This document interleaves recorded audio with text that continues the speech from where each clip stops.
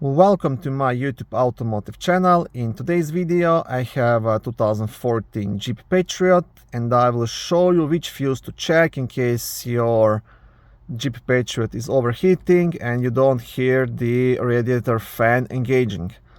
This video will apply to Jeep Patriots made from 2007 all the way up to 2017. So the cooling fan fuse will be located in the main fuse box, which is under the front hood, easy accessible, just here on the driver's side.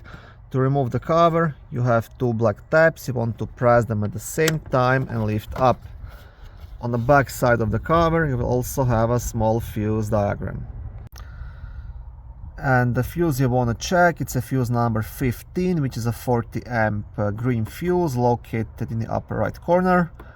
Now, if this fuse is good, you'll have to do a bit deeper research and diagnostics and start looking towards a possible wiring issue or a failed cooling fan.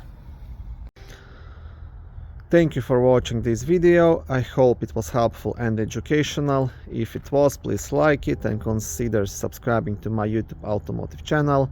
On my channel there is lots of how-to videos, do-it-yourself videos, car reviews, product reviews, and other similar automotive topics.